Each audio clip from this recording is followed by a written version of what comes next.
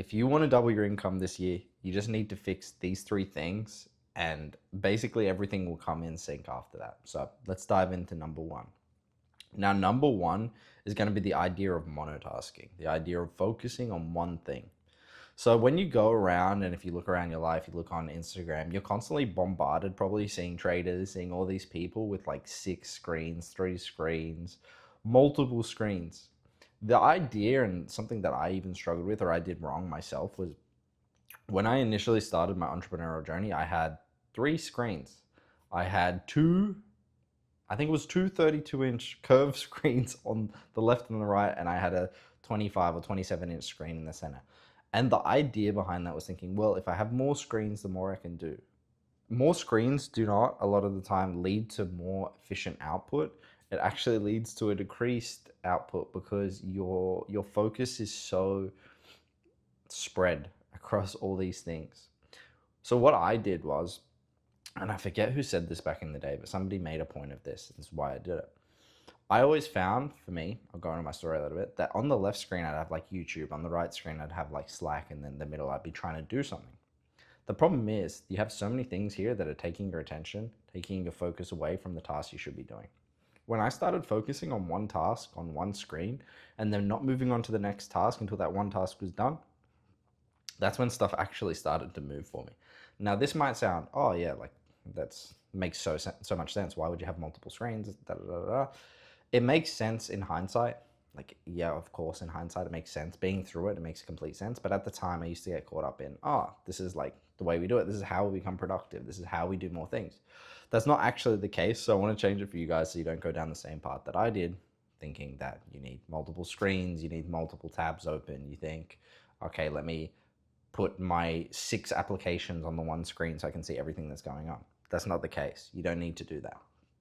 So when you start applying yourself and just doing one task at a time, okay, on one screen, and not moving on to the next task until that's done, and just setting out a simple checklist for the day, once you become very monofocused, very singular-sided on the task ahead of you, the quicker you'll be able to progress. So remove distraction. It's actually, I think it's progression by subtraction, somebody said. I think it might have been Sam Ovens. So there you go.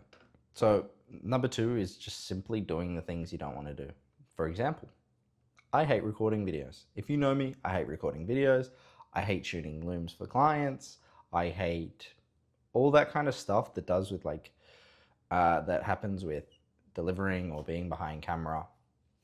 I don't enjoy. I'll procrastinate it to the end of the earth, but I still try to get it done. Okay, even now, this is something that I'm telling you, a struggle that I've had. But the whole point of habit 2 is just having discipline. Don't act on motivations or what you want to do. Just act on discipline. If you said you're going to go do something, do it. Okay. And over time, your body will build up a trust within itself of, okay, he said he's going to do that. We're going to do that. And you end up becoming the person that actually gets stuff done, the person that actually gets the things that he said he's going to do done. Okay. And I know this is a massive one. Everyone always bangs on about this one in like the online money space, which is like, don't rely on motivation, rely on your discipline. But it's super true. Okay, if you said you're going to go to the gym every morning, go to the gym every morning at the same time, have a scheduled, structured routine, and don't let it sway for anyone. At the end of the day, this life is very, very short. So the short time you do have on this, you should be doing it and living it the way you feel it should be lived. Okay, so if you have a certain place that you want to get to, and that requires a certain amount of focus, a certain amount of discipline, execute that and monitor that very, very closely, and be extremely anal about who you allow, or if anyone, to break this cycle that's going to get you to where you're going. Okay, so focus, be extremely disciplined. Don't rely on motivation, because motivation is super fleeting. Motivation comes in waves. You'll have motivation one week, not the next week. One week, not the next week. Discipline requires you and will help you work 7 days a week towards your task. And again, number 3, something that everyone always talks about. Okay, but let me reiterate, it's not necessarily a habit. It's a kind of way of looking at things. Making sure that you're focused on the right things. Okay, I used to make it almost, it seems like a habit of mine to focus on all the useless tasks in my business. Okay, I thought replying back to comments, I thought deleting and hiding comments from my client's profile.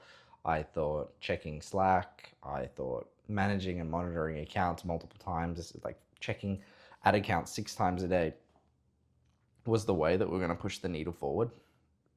The only way you grow your business or do better is either increasing your skill and getting better at your craft, making content that's then going to deliver clients down the line, setting up paid systems, doing outreach, these kind of things, revenue generating activities, okay? Revenue generating activities or things that are going to make the client experience better, or your overall result they're going to get, which is basically client satisfaction.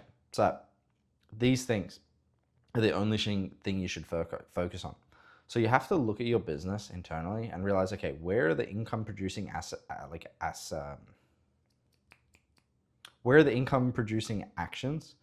Because these are the only things you should be focused on. As a business owner, the income of your business is the lifeblood. Nobody else has a job if you can't get in income. So with income being the lifeblood, it means you as the business owner should be focused on the IPAs, okay? Focus on those income producing actions. Focus on those income producing actions, because anything else is purely just a waste of your time, honestly speaking, okay? Let your staff monitor and manage comments. Let your staff monitor and manage Slack, okay? Obviously be there, be around, but I'm saying don't sit there for 10 hours a day replying back to comments, trying to manage people on Slack, okay? Replying back to useless questions about people's weekends, okay? Don't scroll thinking you're doing market research when you're just scrolling on your phone. All these useless things. Don't think that doing more knowledge-based work like scrolling YouTube. I used to do the YouTube grind a lot where you end up just going down a rabbit hole of YouTube. Don't do that. Just focus on the boring things that are going to bring in the income. For example, a good one for me is cold outreach. Okay, if I started doing cold outreach on LinkedIn every day, which I have staff that do that, if I started doing that also, okay, that's an income producing action for me. This, what I'm doing right now, income producing action, okay? The Instagram content, income producing action, again. Okay, I had a call earlier today. My time was spent on phones with WhatsApp, on WhatsApp with clients. It was spent on the phone with partners, okay? And kind of strategizing how we're gonna get more money and how we're gonna do more IPAs. So exactly that. That's what my time should be spent on, while my account managers are going through the account, making sure we're getting good results and retention's good. And I'm speaking to my clients saying, hey, everything all good, you know what I mean? So making sure the results are there, client retention, checking in with clients, and then acquiring new clients, because you're either in a phase of growth or you're not, okay? You're either going up or you're going down. There is no mid-level. You never stay stagnant, okay? You're either getting bigger or you're getting smaller. So you want to make sure you're always focused on stuff that's going to bring in income. So that kind of gives you a rundown, okay? Success is super boring, okay? You just have to be disciplined and relentless, okay? Success is really built in all these boring actions. It's the day in, day out of the boring stuff that really like separates everyone, okay?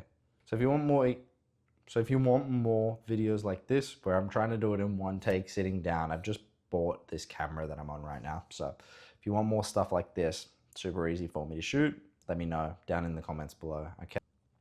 And for anyone out there that's running a business that does over 100K a month, I'm Jordan.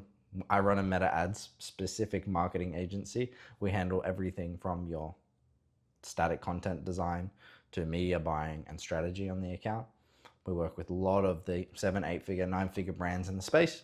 So if you ever need anyone to audit your account or would like us to have a look over some things, let me know. Just hit me up on Instagram.